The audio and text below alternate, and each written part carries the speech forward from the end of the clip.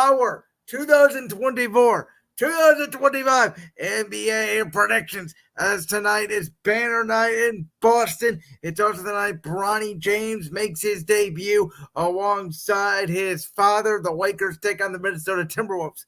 So this is what we're going to do, Jalen. We're going to run down the seeding 1 through 8 in the East. We'll do the entire East side of the bracket. Then we'll go to the West side of the bracket. All right. Do you want me to start or do you want to start? You can start. I kind of want to see where you go first. Okay. Number 1 seed in the East. I don't think this team is going to win the championship. Let me be very clear on that.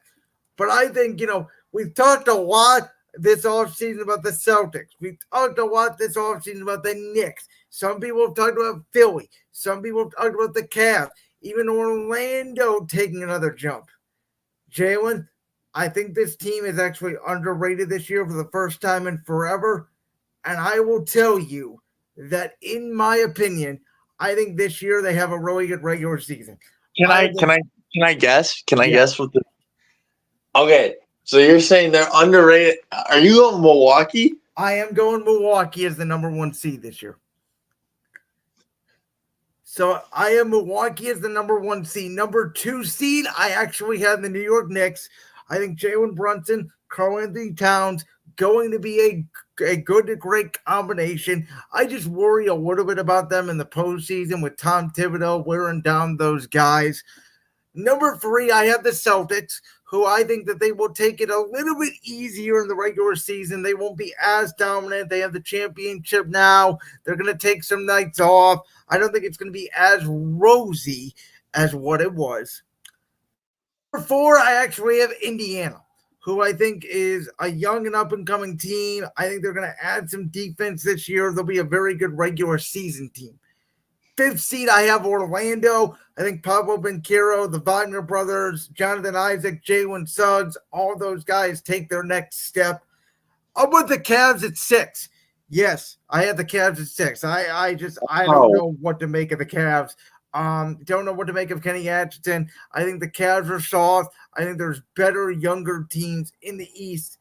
7, I'll put Philly. They should be higher, but Embiid and Paul George are already out. Can't trust them on health. They could be anywhere from the 2 seed to the 9 seed, basically. And then I'll just put Miami in there at 8. Heat culture, Eric Spoelstra, Jimmy Butler, Pat Riley. Give me Miami. All right. Okay. I will say our lists are kind of similar but kind of different. I have the Knicks at 2, actually, as well, just because I don't know how Cat is going to perform in New York. I have Boston at 3. I'm saving my 1 for last. Okay. If it's Cleveland, you're nuts. I'm just going to tell you. It's not the Cavs. Philly? Okay. No, it's not Philly. Okay, now I'm interested. They're already a dumpster fire. They're already whatever. All right. So what did I just leave off with? 3? Yeah. And I put okay. So I'm putting the Cavs at 4. Okay. Just because I like the way Evan Mobley looked, but you're right. We don't know what that new head coach looks like. Hopefully he can make rotations. I'm putting Indiana at 5. Yeah, I'm probably putting Indiana at 5. I'm putting the Magic at 6. I'm putting Miami at 7. And I'm putting Philly dead at 8. I'm putting Philly at 8. Are you ready for this one? You got Milwaukee too. Absolutely, I do.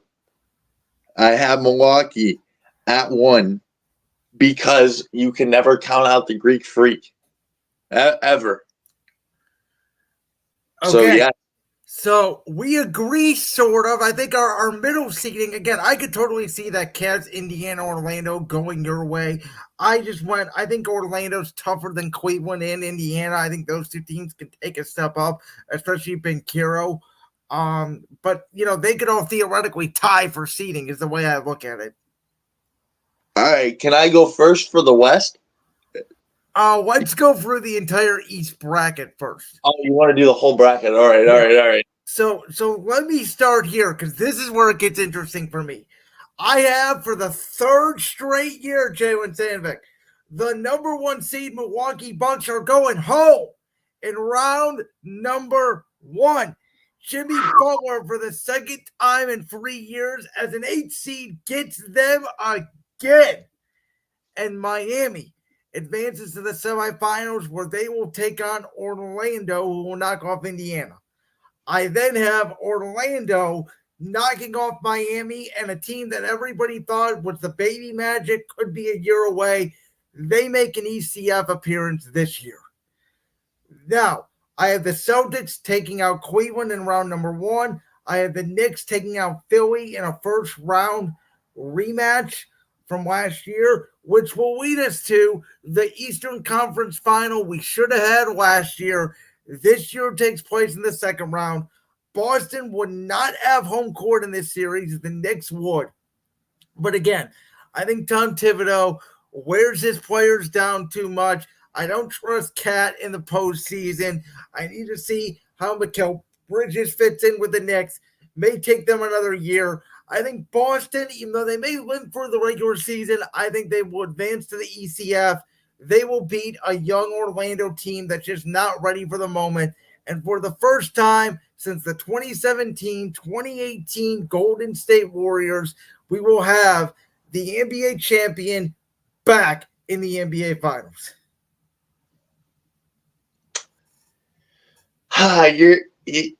You're just doing that. Piss me off, aren't you? I don't know if I can. I can't do another Boston. I can't do another Boston Finals. Oh gosh. How about Orlando though, making the ECF? How about that bold call? I listen. Those boys are physical, and I'm here for it. All right. I didn't think this far ahead, as a matter of fact, but I will give you some highlights in my bracket because I wasn't sure if we were going through the whole bracket, but I made a little something up right here in front of me on my PC. I think Milwaukee absolutely sweeps Philly. Not even gentlemen's. I think Giannis is coming back with a vengeance. I don't trust the Knicks in the playoffs, so I think they lose in 6. I think the Cavs should play the Magic first round again, and I think we get it done in 6. I think we go on to play Boston. We play Boston, and honestly, you want my honest opinion, we win in 7. And so we got the Cavs in the Eastern Conference Finals. Oh, absolutely. Just because I Darius Garland, I'm speaking to you for a minute, son. This is it. This is what you have. This is all you have to prove me wrong. After all the garbage I talked about you last year, show up for me, buddy, and we can run. We can make a run. We can do this thing. Let's make a run. So yes, I have the Cavs, and I have the Cavs going down to. I think they'll lose to Miami, and I think Jimmy Butler goes and gets his championship. Okay, so you have Jimmy Butler and the Miami Heat advancing to the NBA Finals. Yes. Okay, so you wanted to start with this. So here we go. Out west, Jalen. Let's go through it 1 through 8. Out west, up top, we got Ant-Man. Even with the loss of Karl-Anthony Towns, the Timberwolves still going to be a solid team. I'm not too worried about it. That's 1. Mavericks 2. See, this is where it gets. This is where I get dicey The here. West is brutal. Yeah. Man, because there's so many ways I can go about this. I'm putting automatically. This. I'm putting the Suns 8. I think. Because you know me, I didn't write this down. I'm going off Look cuff at right this now. man, not prepared out here. I gave him a week. He's still not prepared. You gave me a week. And they're less that you gave me a week, dude. It would take me a whole year to combat this. You know this. I'm putting the Suns 8. I'm putting the Lakers 5. I'll put the Lakers 5. I'll give LeBron some leeway. I'll put the Mavericks 2. You already said you're putting them 2. Yeah, I'm putting the Mavericks 2. I'm putting the Lakers 5. I'll put damn. The West is so brutal. I don't even know where to go with this because I'm looking at this like, how bad are the Spurs going to be with Chris Paul and Wemby? Like, Yeah, but it's that conference though is the problem. yeah, but They would be a playoff team in the East for sure. That's what I'm saying. So, like, do I put them at 6? And do I put like? How do I go about this? This is what I'm saying. This man is doing this live on the air. Oh, this is great. I'm doing this live on air, folks. There's no way I can get around this right now. Because, look, I have, like, teams written down, but, like, there's so many ways. Do you mind if I try to convince you? Yeah, I'm going to see where you go with this. Because I want to know. Because I have some crazy ones written down right now. Number 1 seed, Shea Gilgeous-Alexander, who will be my MVP of this regular season, and the Oklahoma City Thunder. I think those young boys are coming back for a vengeance. I think they learned their lesson from a year ago. Number 2, I'm right there with you at Anthony Edwards and the Minnesota Timberwolves. I actually think losing Cat, gaining Julius Randle could be an advantage for them potentially down the stretch. Love the addition of Dante DiVincenzo. Jalen, this is where I shock you. And we might have just lost him. Shoot. Jalen Sandvick, did we lose you? Let's see.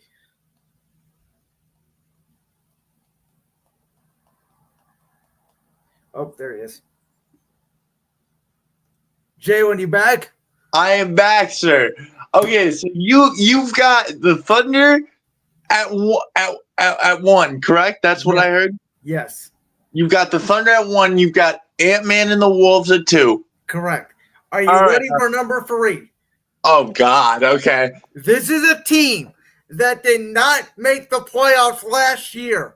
They didn't make any huge additions, but I think they have a surge. Do you remember last year? Nobody thought Oklahoma City could be a top seed. They ended up being a top seed. Remember Sacramento a couple years ago when they were sort of hanging around the play-in? They evolved to the 2 seed. Yes. Jalen, that team this year is also coming out of the West. Are you ready? Can I guess? Go ahead. Is it the Pelicans? No. Damn. All right. Who is it?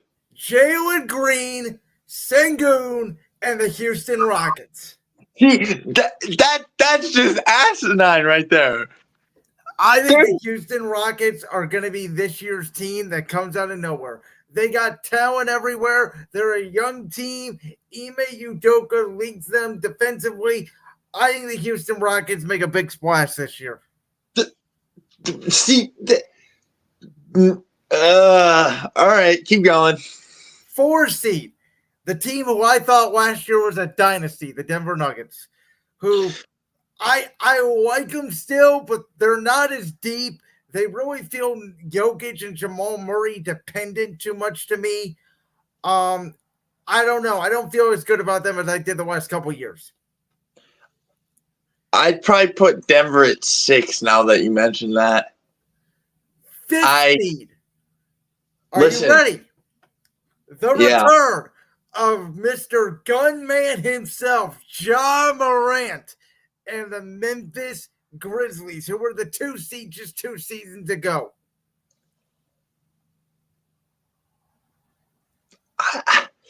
See, that's where my mind gets dicey. Like, my thought process got dicey with the West because you've got Memphis, which is an oddball team. That can happen. They can be anywhere from 1 to 8 if Ja stays healthy. You know what I'm saying?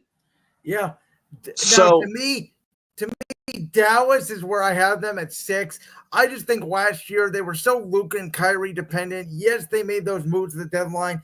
I just don't know. Like, they were a good story last year. They obviously made the finals. History is starting to show us that teams that do that and lose don't always bounce back the next year. I think Dallas is more of a playoff team than a regular season team, so I think they slide down there.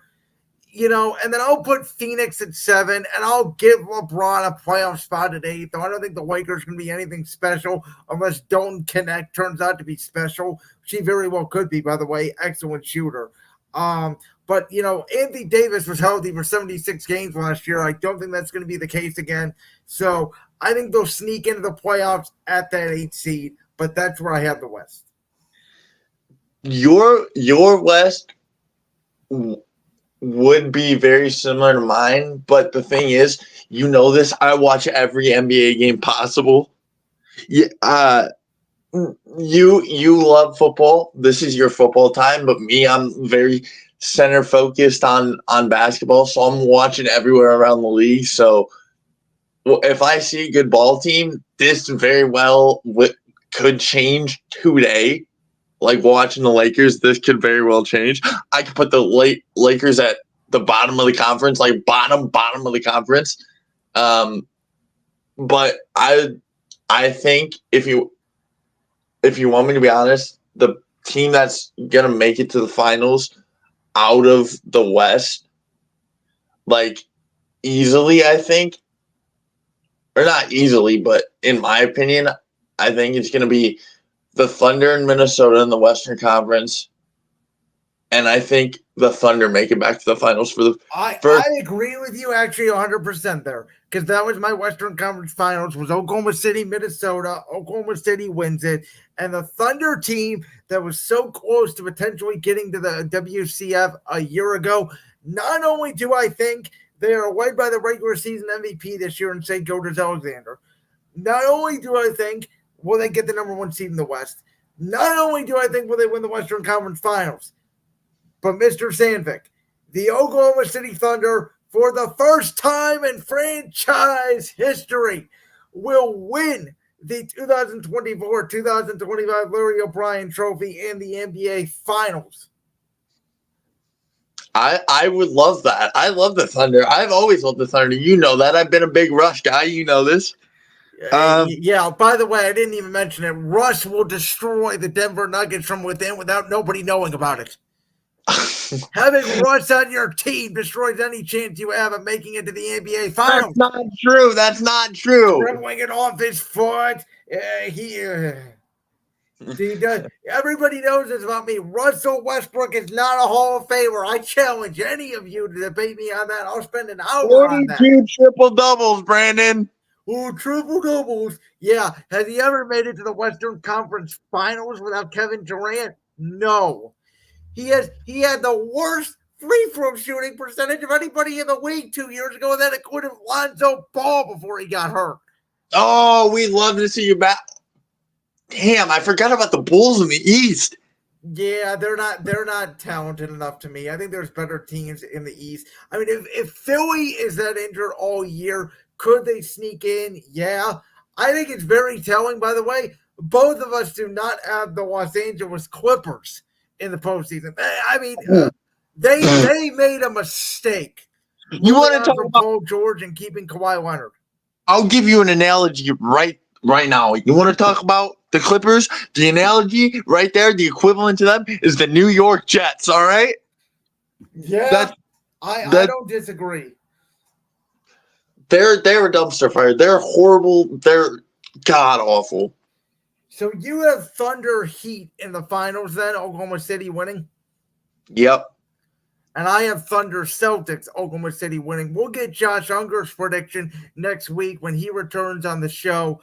Jalen, I know I mentioned a couple times, I have SGA winning the regular season MVP. Who do you have? I honestly, SGA or Luca, those are my two. Okay.